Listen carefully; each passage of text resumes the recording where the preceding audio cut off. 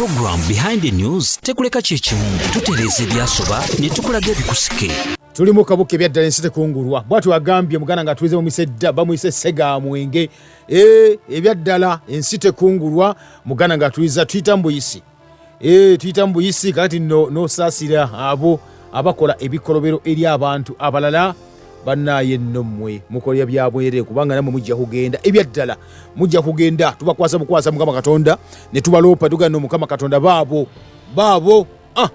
ne tulina kubanga tukola tutya mugana nga atuwuliriza naffe tulina okubanga tusitukira mutugano notandika okuba tukwata tugano nkwatirako nga naawe olinamu n'ekyokozeeko n'olwensonga eyo tusitukiremu tuga tusobola okuba ntwetaasa ng'eggwanga ng'omuntu sekinnoomu gwennyini luno baga nti lwa mu nnyindo olw'ejja lwokka n'olwensonga eyo olina okuba nga okitegeera bulungi nnyo ddala omungi atuwuliriza ali ku Impact FM radio Samayinja nkime kati ozukuse nnaku lwa mukaaga zia 24 omwezi gwa 8 mwaka 2024 atanazuukazuuka obudde bukedde era kati nkubuzako negamba wasizote maama taata egwe ng'okimanyi tino okumakya ebyaddala okedde olunaku lwa mukaaga abaana bavudde ku masomero olunaku olw'eggulu bawumudde era mu kuwumula ekitegeeza nti nno bali waka abaana babeere waka abasinga obungi ennyo Saturday abamu mulya ku nnyama abamu mugula ku nkoko naye kagamente nno webale nnyo ggwe taata maama kasobeera ng'omanyi nti ogenda kulya nkoko weekend eno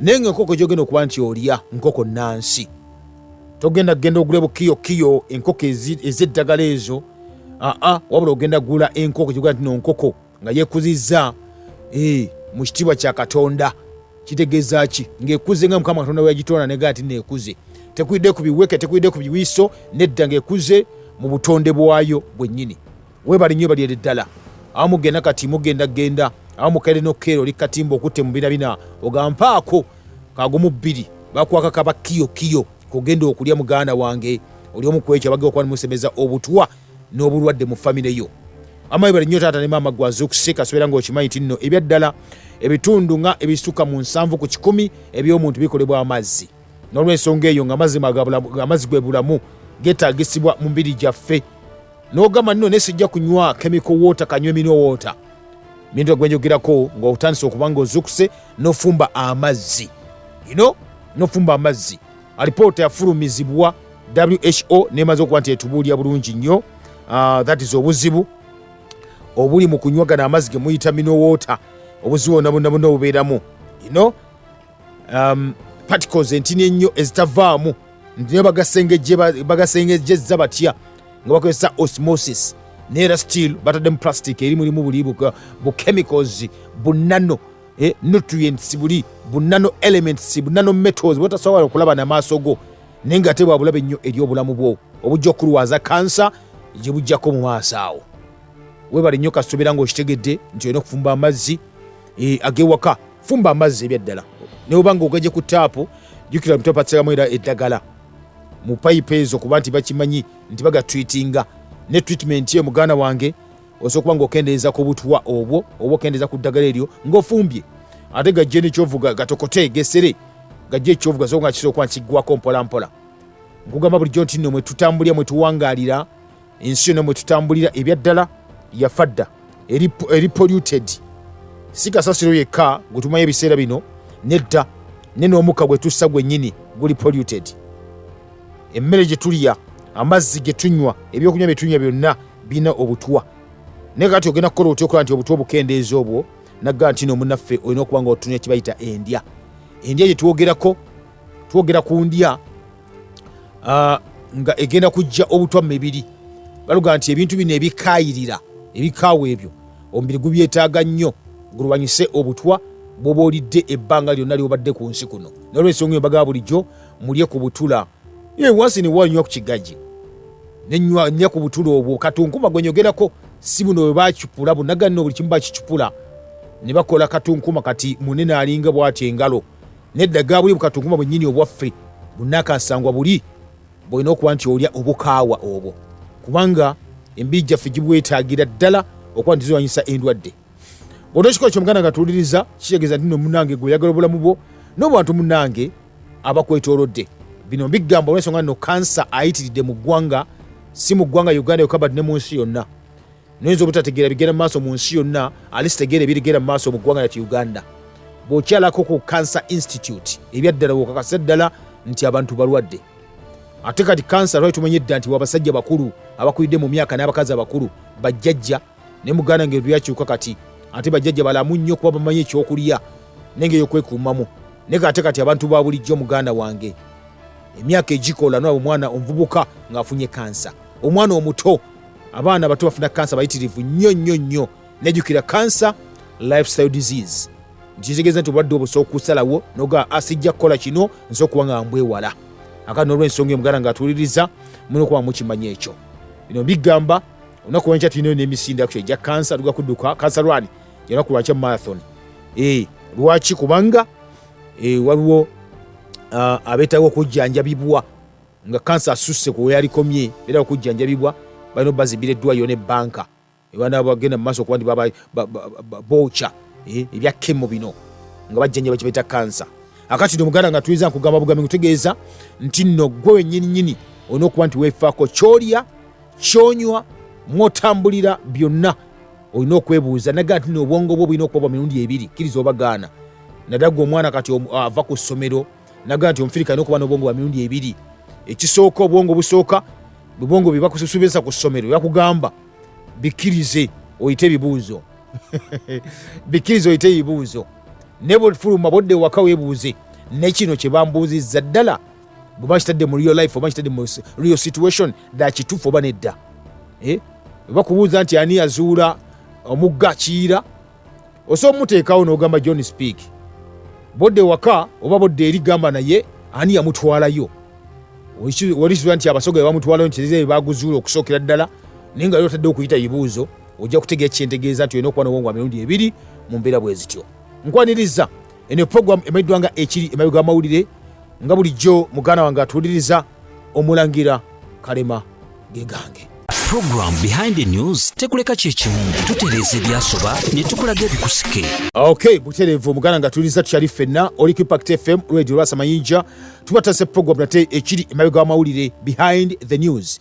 Kyekigenda mu maaso mu nsi we tuwangaalira byola byendaba oba waliwo ate ebigenda mu maaso okuba nti munange bitambula naye nga olina okuba nga obitegeera mu nsi mwe tuwangaalira mu nsi mwe tuli ensi gye tulimu ebyaddala waliwo abantu abatasana kuba nti bagibeeramu okusinza ku balala.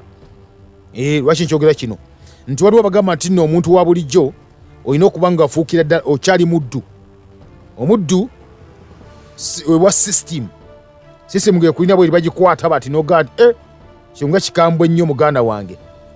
Kakati tubaye twogera nomale ku byokulya ekitongole ekivunanyizibwa ku byeddagala n'emmere Food and Drug Administration mu ggwanga erya America gye kirina amakanda eyo kyavuddeyo ne kigamba omanyi nabagamba wano mwegendeze ebintu byemugula mu supermarkets naddala nga si bya wano nga bizze buzi mubyegendereze nnyo. Kakati ekitongole ekyo kivuddeyo ne kiwooninga abantu bonna ne kibagamba nti nno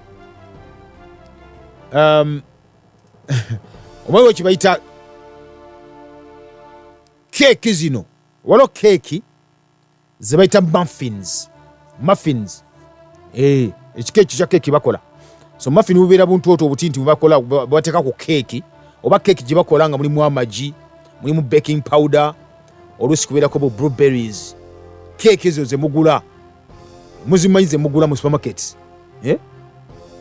Kakati ekitongole ekivuddeyo kikwasaganya naga nti no ebitongole bino ebya America okiva ne kyogera ekintu Muganda wange okiva kyogera ekintu kino emabega emyaka nga 3 oba 5 emabega ekintu kiba kyaliwo olw'ensonga nti no kampani ezimu zirina ssente mpitirivu nnyo naye bava ne bagamba nti bakuvuddemu Muganda wange bakuvuddemu kaba kaweddemu akako. Kakati FDA gambye yatsete gye bayita recording kwe kuyita ebintu ebiri ku midaala ebiri mu masa ebiri mu ki kati bayise bayita zino cakes ze twogerako eziri mu supermarkets ez'enjawulo baziyiseeyo bazita L&B Beautiful Morning Glory Muffins oba muffin products.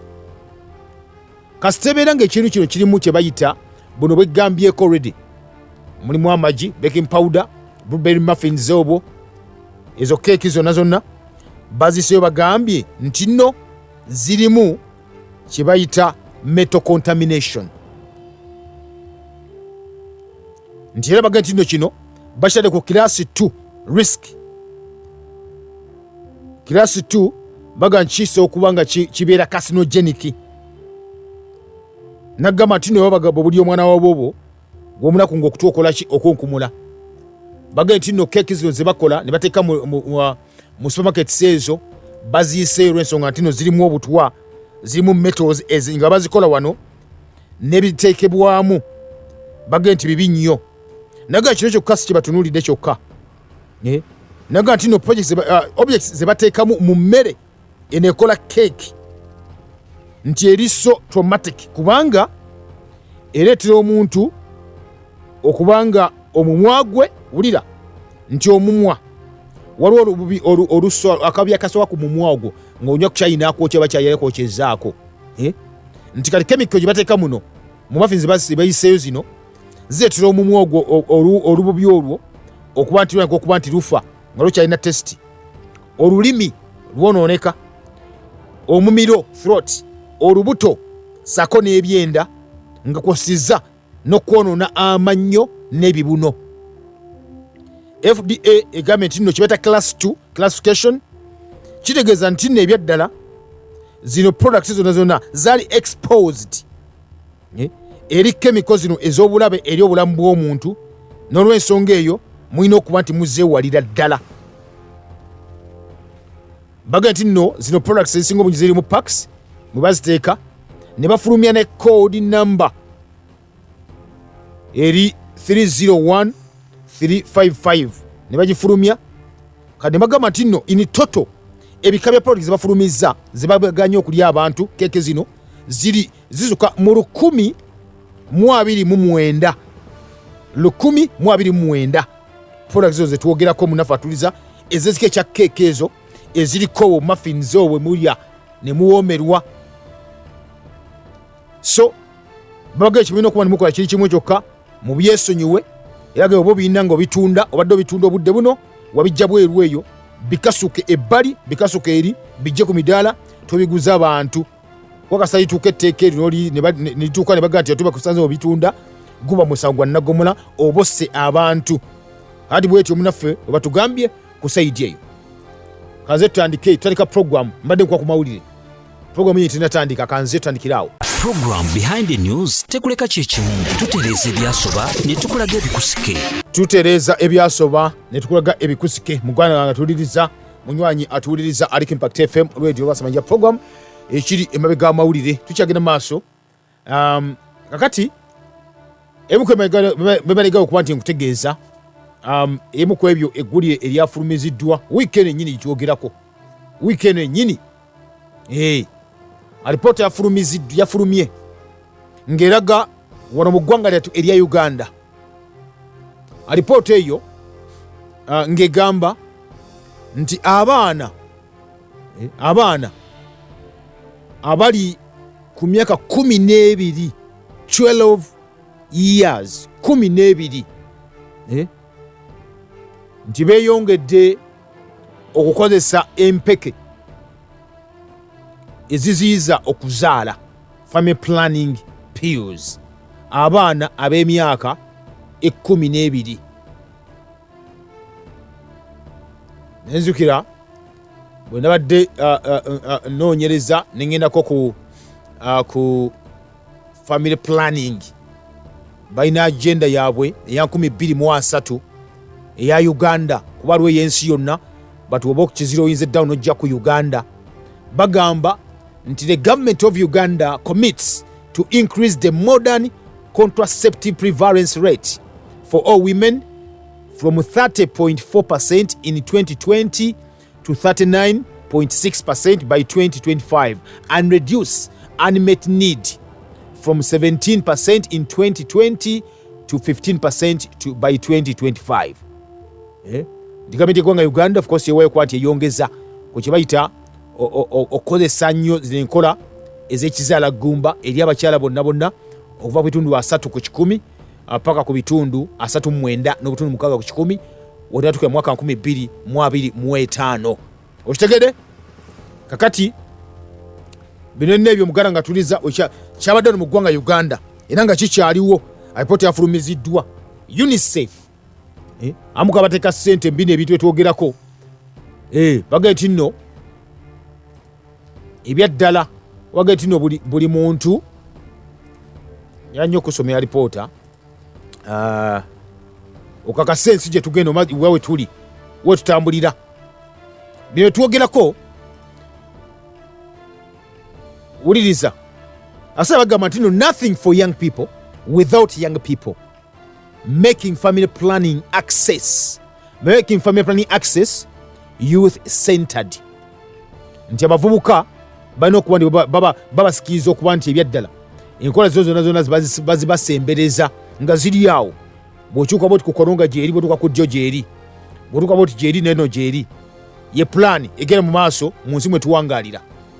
Nenzukira nti eyimu ku ebyo ebyaleetebwa tuyinza okuzzeko akatambi emabega negamba nti nno abasajja tuyita bajja ba Katonda aba New World Order bennyini bavaayo ne bateekawo enkola ey'okulaba nti ensi yonna baginamu 5 nti bagikontrolinga buli muntu yenna nga akkiririza mu bo. Akati emu ku ebyo byateekebwawo oba abagenda okuba bapromotinga buli kimu nga bakipromotinga. Sinaba kwogera ku mpiso eyaleeteddwa n'empeke ezaleeteddwa abantu bazimire nga bagenda okwegadanga. Sinakyogerako ekyo naye nga nakyo weekiri mu ggwanga Uganda wenyini wano bakyongeddemu nnyo ddala negamba kati ku kya family planning mpeke zino zebagamba eziziyiza okuzaala bagenda nti abaana abato emyaka 12 beyongedde nnyo mu ggwanga Uganda mu kuzimira. Okitegera ate nga balina olukusa ani alubawa palamenti yaffe eggwanga no Uganda emabegako gyevuddeko emabegaawo I think twali mwaka gwa 2023 omwaka oguwedde omwezi gwali gwa October yavaayo ne bagaana abaana b'emyaka 15 abawala okukozesa enkola zino beta birth control methods. Yakigaanira ddala era nga bamu abakiwamu omutwe bali bakulembeze banzikiriza bagali kisobokera ddala mugabe bugambi baana babere nga beewala ebikolwa bino ebyobukaba abstinence kibagamba nerusaga mwana myaka 15 tandika okukozesa obupiira tandika okukozesa empeke tandika okuzimira muganda nga atuuliriza ekyo parliament yakigaana era deputy speaker Thomas Tayebwa nava nagamba that was devilish. Okitegede yaga kiri devilish kiyagenda maaso okuba kiformalizinga n'okudefininga abaana ab'obuwala. kakati muganda nga tuliza ebyo nga bigera mu maaso nga parliament yekigaanye mu ggwanga Uganda abattekamu ensimbi bo ne bagamba nti okusinza kwa lipooti yafulumiziddwa abaana abali wansi emyaka 12 ab'obuwala beyongedde abazikozesa mu ggwanga Uganda.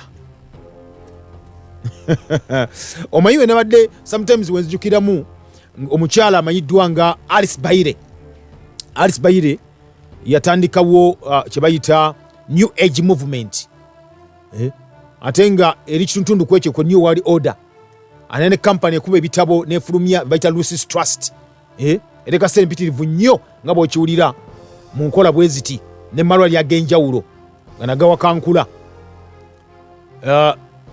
Yavaayo n'ateekawo of course nga tandise nga nayisewo kibayita New Age Movement eyo buli mwana waddebo kuba nti yesalirawo mu kibayita New Age n'enzikiriza yineekyukira ddala yona okuba bakkiririzaamu ng'ebimbi yateekawo ku ebyo ebimbi yateekawo yagamba nti nno olina okuba nga ekisookera dda point esookera dda yateekawo alina kye yakolanga 10 point programu ye nga ye amambaga nti yakusanyawo Christianity naye nga ate yakusanyawo humanity eyo naye nga ne Christianity of course gyasobola okuba nti ajjawo kubanga yanekawo n'enzikiriza ye alina okuba nti akkiririzaamu ye nga ye kakati emu kumbe of course byayogera nga ye mu 10 point programu ye eyokusanya kibeta Christianity ne humanity yagamba ensonga eyasookera ddala number 1 yali yakuba nti ojja Katonda mu bintu bino mu byenjigiriza, you take God out of the education system n'omugyawo. Ekirala nomera ng'ojja obuyinza ku bazadde n'obukendeeza, reduce parental control n'obajjewo ddala. Ekyokubiri n'osanyo system yonna eri traditional nadde nga kikristaayo mu families. Then ekyokuna yagamba if sex is free then make abortion legal and make it easy. Owulira nti bwe kibanga okwegadanga kulya okwabwerewe mwaso okuba nga akufuna, then okujjamu embuto kikakasa nti okujjamu embuto kikkirizibwa, ate kifuule nga kyangu nnyo. Muganda ng'atuliza leero wegenda okuba nti nkoma amateeka gali kugamba nti point ze ziri 10 nenkuza okukemebwa katini nnyo nenkuza okukemebwa. Omukazi omwo bamuyitanga Mbagwe Kisanga, wali ng'atandika kye bayita leero kimuyita family planning. Edda bakiyitanga controlled parenthood ninga kyava mu eugenics. Ono yali munansi ng'omulimu gwe yasomerera kujjamu mbuto behind the news tekuleka kyekimu tutereza ebyasoba netukulaga kusike. Kakati bwe yatandika kye bayita eugenics clinic, ekigambo kyali kibi nnyo ne bakikyusa ne bakiyita controlled parenthood, naye nga nayo kibi nnyo. Bajja kuyani mwaba kutta baana abali mu mbuto, ne bakikyusa kati mukiyita family planning. Abateeka ssente mu ebyo ebisinga obungi ennyo muganda ng'atuliriza obudde buno olina okuba nga omanyi kuba mbadde nzija mboogerako lunye. Akati abamu ku abo be bagagga abinnyonkoondo era nga balina foundation. Omu amanyiddwa nga Bill Gates, mumanyi, mukazi we amanyiddwa nga Melinda Gates, balina Melinda Gates Foundation. Omugago mwabeteekamu ssente ye musajja amanyiddwa nga Warren Buffett. Bwetwogako bagagga abinnyonkoondo bonna baga nti bo muganda wange oba controlling abantu bulungi nnyo, olina okuba nti oba controllingira ku ki ebintu bwe bityo. Njagala mumpe ku matu gammwe katini nnyo tubere nga tuwulira ebimu ku ebyo. Interview emu yalimu abantu bano 3 wammanga ng'ekwata ku kye bayita family planning.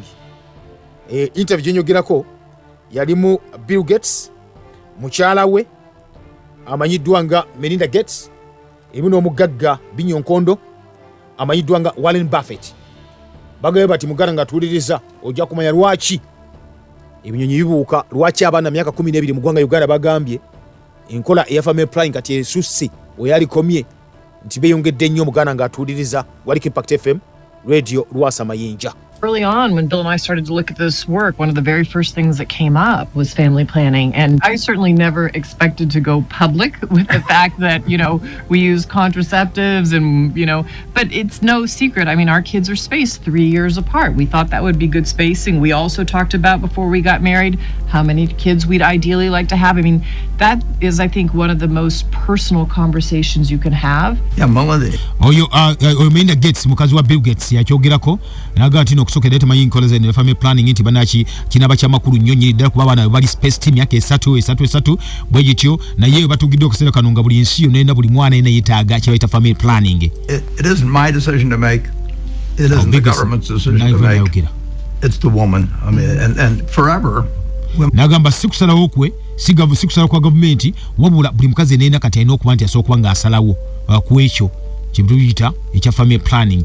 Ani ayogera omwami kali bawoli omukyala amanyiddwa ngani. Early on when Bill and I started to look at this work. Ali Impact FM radio Lwasa Mayinja. Okay, tukyagenda maaso. Njakulaga convention gye balina abantu bano bonna. Men really have been locked in to a certain place in society that they have been determined by somebody else, and they really should decide it themselves. Yeah. Well, it's amazing. Nagati no abantu ebisebizinga obungi ennyo kizibu nnyo oba kibi nnyo omuntu okuba nti asookuba nti waliwo amusalirawo omuntu yabadde yisayo ye kennyinnyini ng'omuntu. Warren Buffett yayogera. How the invention of the pill started to get society thinking about women's role in a different way. Nagati no enze ku lwange okuzuula akawiki kano ke bamira akalaga nti karaga okuba kateeka abakazi mu mbeera yonna n'okulaba nti nno buli omuntu yenna alina okuba nti yenyigira mu kino ky'okuba nti asooka okuba nti yennyini yeteekateeka. Giving women these choices and family these choices will often let them invest more in the kids that they do have, and while those are individual choices, naga nti kasamukozesa kawika ako kajja bayambanga abakyalo okuba nti baplaningira abaana be balina. It can make a huge difference for an entire society that you have a generation that comes along and their health and education is much better than the generation before. Naga tino kino kiga kuyambako abaana emulina olunaku lwaliro muplaningira nga basingako okubali abaana abaali ab'emirembe giri egyedde egyaffe giri. And that's why so many countries have moved up to middle income and self-sufficiency. Letting women have control is certainly an element of that magic advances.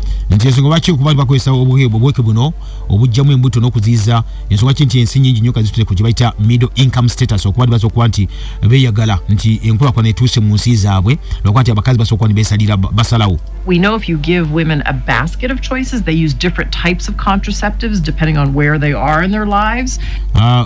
Meyina n'agamba nti no kimanyi tino kasitobera ng'owadde omukazi ebyokusalawo nga bingi nnyo ddala n'omuwa okulondako biki alina okuba nti akozesa. And what they need, and we know from every society around the world it only takes one generation, but you have to have that basket so that women can make the choices that are appropriate for their family. Nti kati olina okuba ng'oteekawo ekisibo kiriyambaawo abakazi beerondeyako bennyini enkola zonna z'olina ez'ekizaala gumba z'olina ziteekewo bo beerondeyeko beri nga beesalirawo ng'abakazi mu nsi mwonna.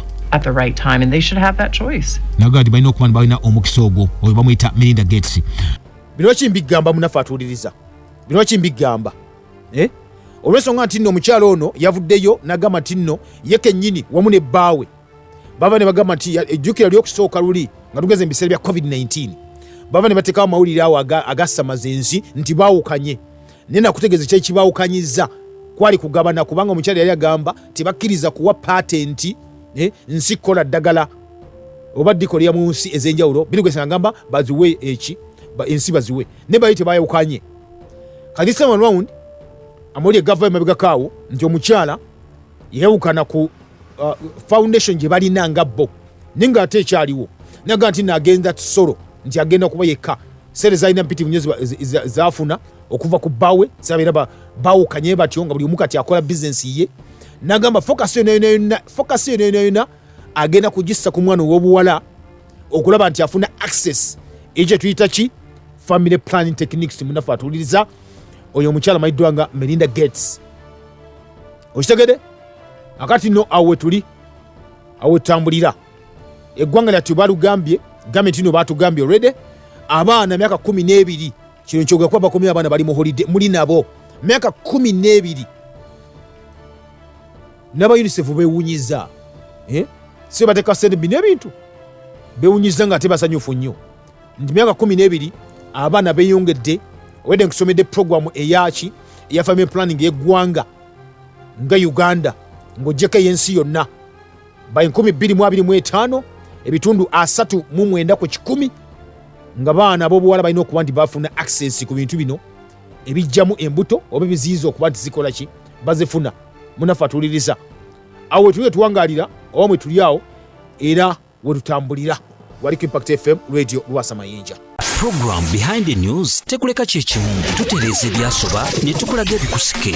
Tuba tusimbudde eri abo kaboka abagolwa mbwabwe ebyaddala etuwenga tuweyamuko naawe yensinga bagenda bwetambula bwetyo bweri binjogerako biri mu ggwanga Uganda bwe tugenda ate mu nsi endala percentage yiyongera waggulu nnyo wano emyaka egisatu giteeka ku 18 waliwo ensi ezirina 15 16 ku noti 7.5 984 oba noti 7 mukaga noti mukaga 7 noti 2 tuweyemuko naawe ate wakinedda wanji hello yela wanji mwanangira wanji sebo wanji sebo nange bwekyo sebo nange bwekyo sebo weewaawo naye bajja Katonda bajja kukola bingi naye twebuuze bannayuganda buli kibaleeta ffe twaniriza bwaniriza tuli basiru oba tukasala kubo mwana mulangira soke tuddeko emabega katono bannayuganda awuliriza Impact FM muwulirize bulungi oluno lukka omuntu akugambye nti zaala omwana omu oba babiri ng'emmaaya. Ekyo bwe kiggwa bw'owaliriza n'ozaala bano oba mukaaga ne bavaayo mangu dembe ly'abaana baatayagala bazaalibwe. Bwe tubaamu magezi agalengera nti eyo si family planning eri family killing. Webuuze bwana Mulangira okuva mu mwaka gw'ekyenda we baatekeramu n'amaanyi nnyo mu family killing.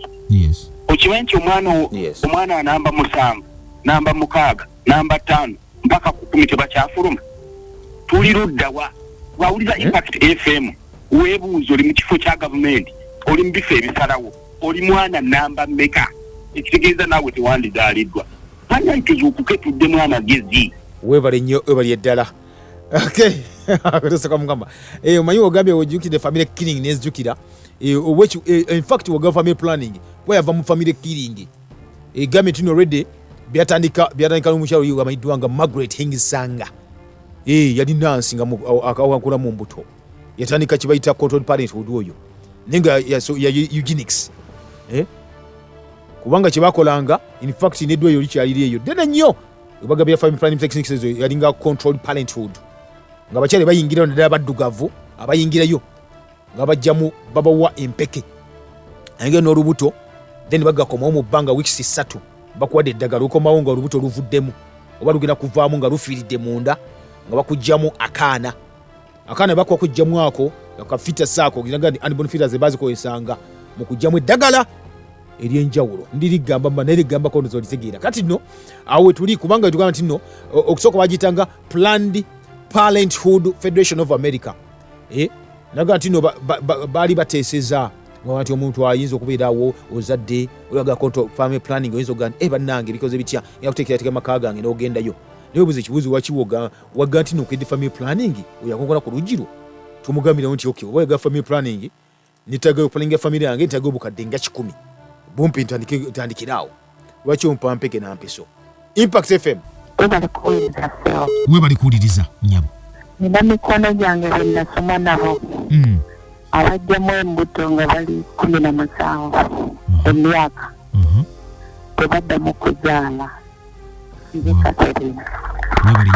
Webali nnyo webali eddala madamu Catherine lozowulidde kakati ng'omanya ekigendera kibeera ki nti omwana ono omuto gweransa okuba nga otandikisa ku bintu ebyo ekigendererwa kibeera ki kintu bagamba bulijjo nti wakitobuulirya mwana empisa zaavaawo dda ge mateeka gali ag'omukyalo Alice Baire agamba nti nno omwana talina kuba na mpisa omwana abeere kyetwala reduce parental authority over the children.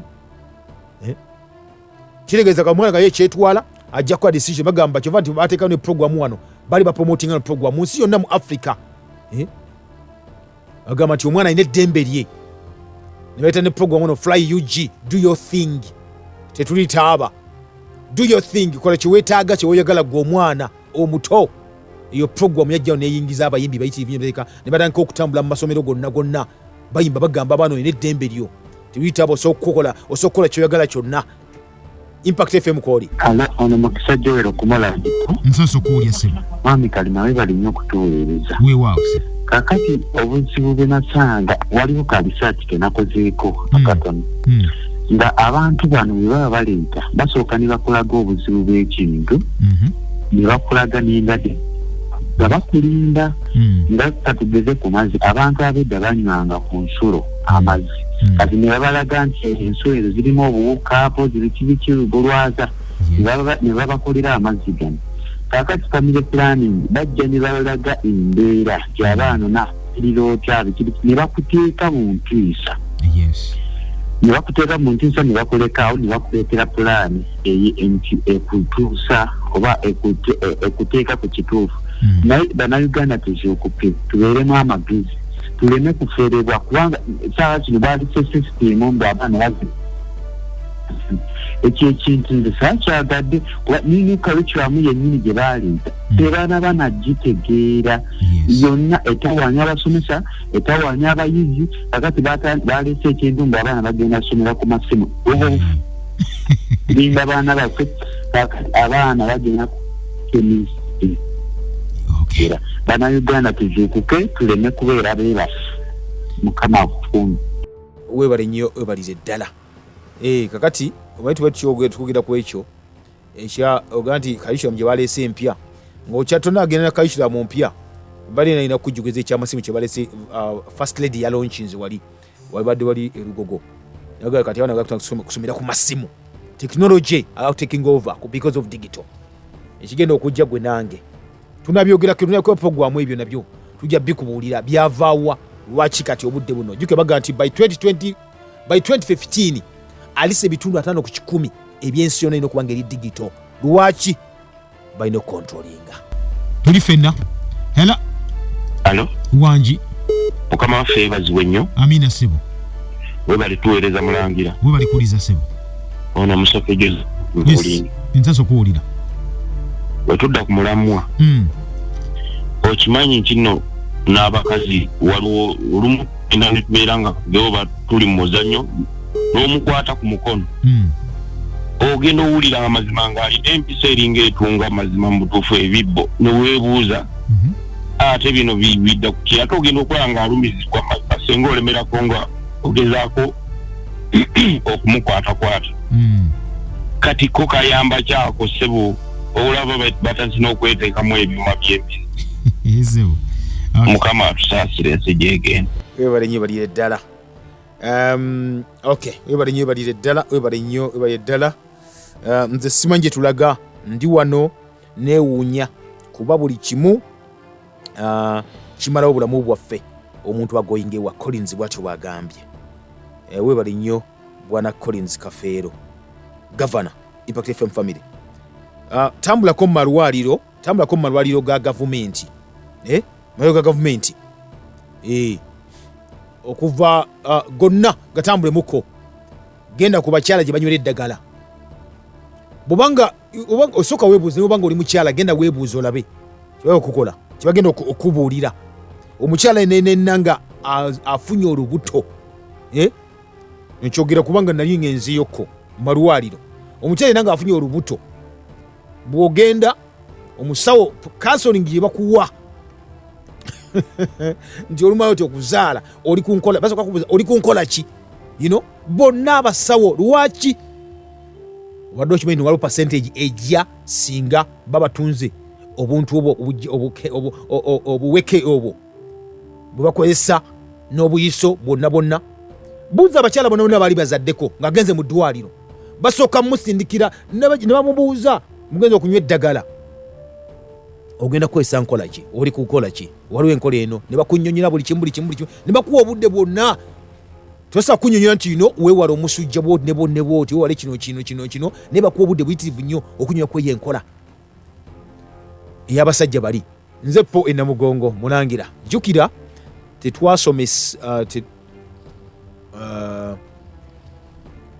tetwasomesanga mu lwatu bintu byakwegatta okay yes naye ku myaka 12 omwana abeera ng'ali mu P6 ng'asoma ku human reproductive system eyo culture y'abazungu weewaawo webale nnyo bwana po kati enkola mune gye tulimu eyo ono bamuyise musajja wa NRM Kibogo Isa alingolwe Kaguru Buyende district nkwebaza olw'okutuyambangako effe abakuwuliriza okutaasa enkwe z'abazungu abo abagwagwa ennyo abannanfuusi era ate abanyumirwa okufa kw'abaddugavu ebale nnyo bwana Kibogo Impact FM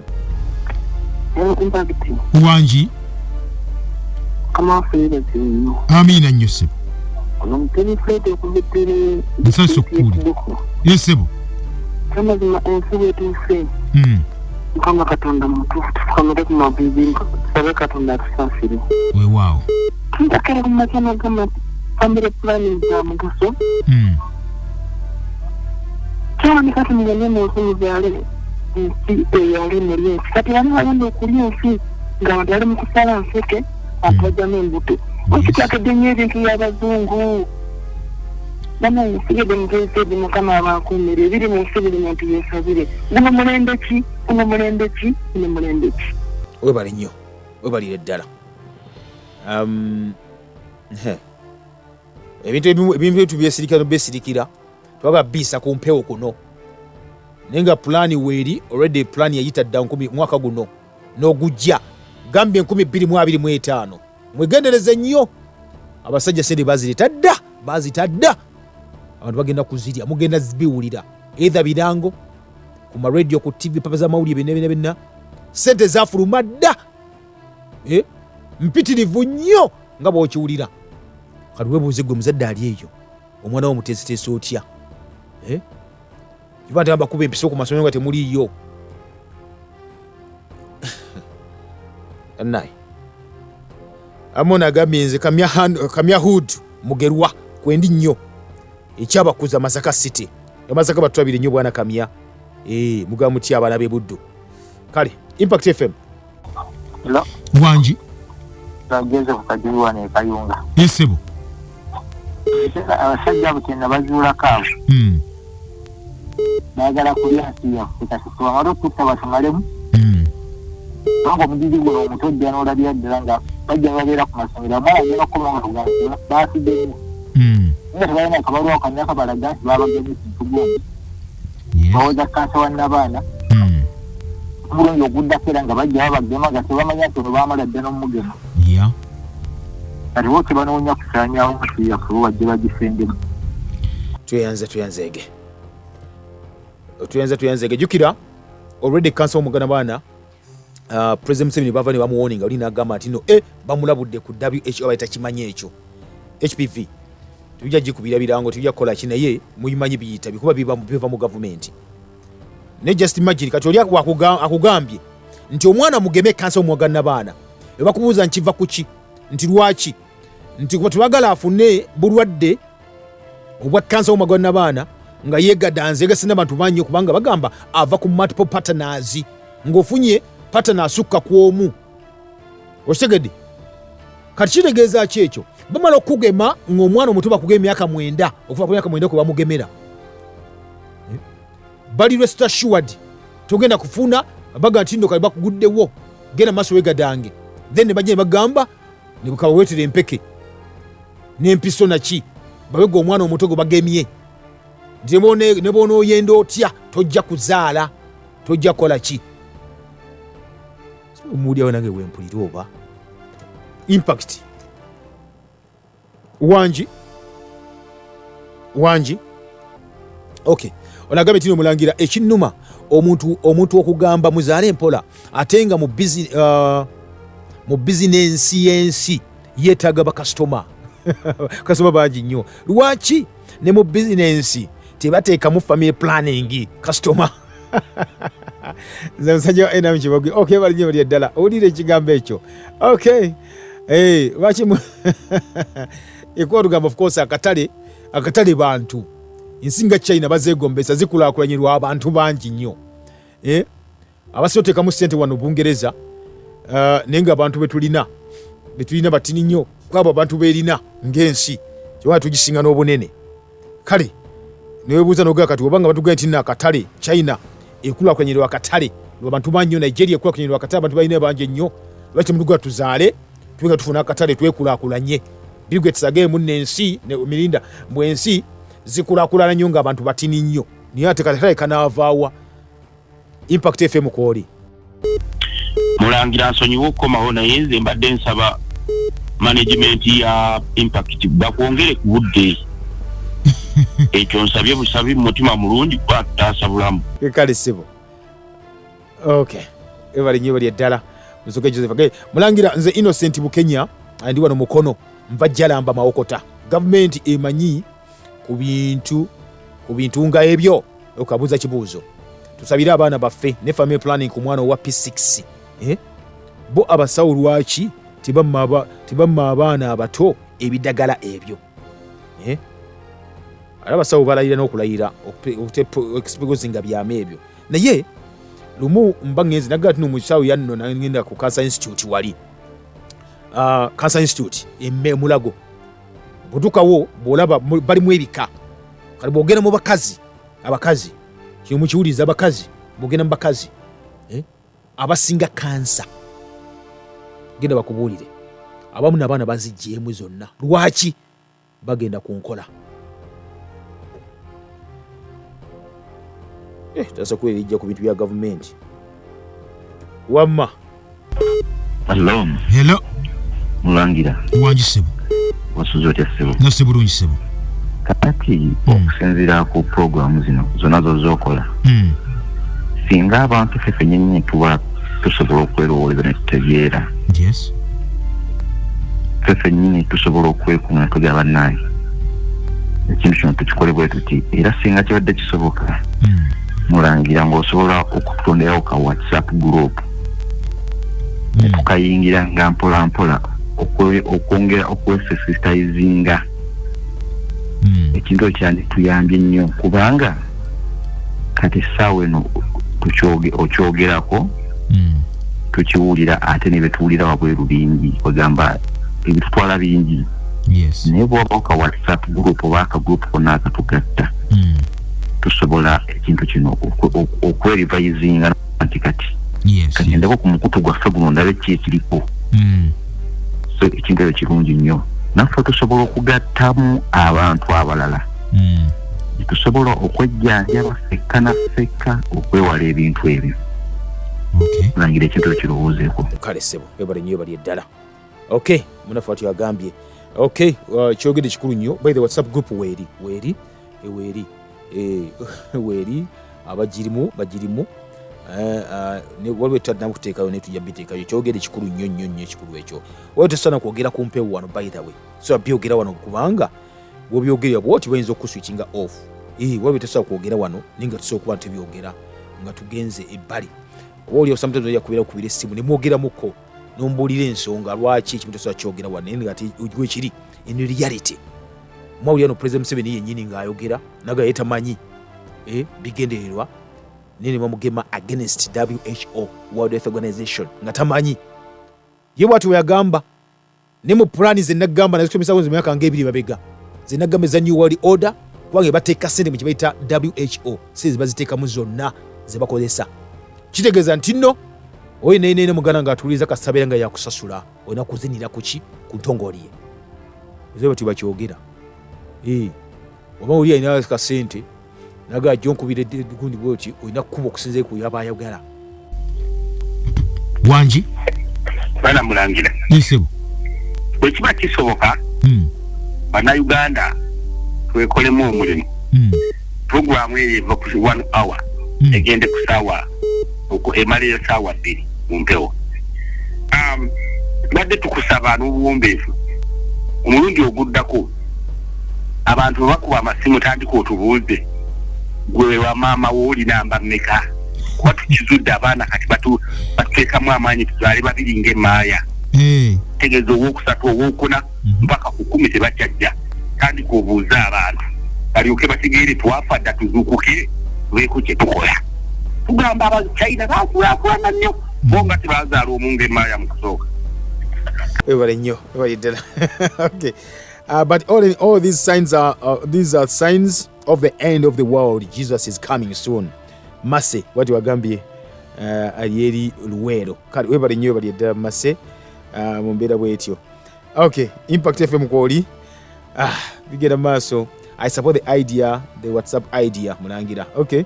WhatsApp weri actually weri behind the news yatujirina ku simu yange ennyini eno yagudi ya message kufunya ko messages wano note 776 note 449 tulina WhatsApp group etugenya kutwogerako ebintu tusobola kwatwogerera wano nga teje ebiri bigenda mu maaso mu nsi noga nti aya bas kogenga bukiri n'okikubawo olina kitegeera nti ensi bweti wetambula ensi bweti bweri wasembe mve wano mbere nga nvano kubanga obudde nabo buno bwonkutte ngenda kusibuya wano munafa atuliza kutegeeza butegeeza ensinga bwetambula ensinga bweri bwetyo bweri ngabye gwasembayo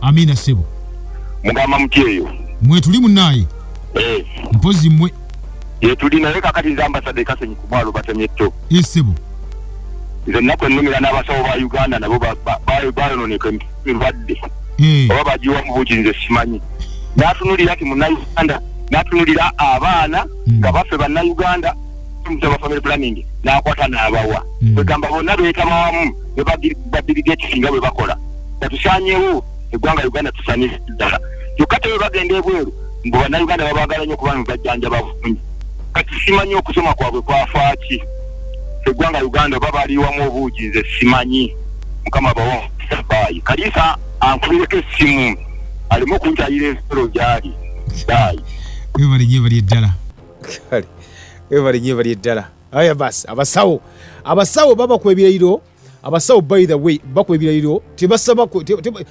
obusawo bwabwe ku practicinga ddagala they practice medicine ukitegede kitegeeza nti omuntu ogenda mu ddwaliro bakisobola okugamba kozesa iri ne bwofa si musango gwabwe ba practicinga ddagala kitegeeza ki ekyo nali malwaliro agamu ne baŋŋamba nti abasawo waliwo eddagala eriva ebweru nga lijja nga alina okukola kye bayita prescription alina okugakozesa lino eddagala bw'olikozesa lyakuwadde afunako percentage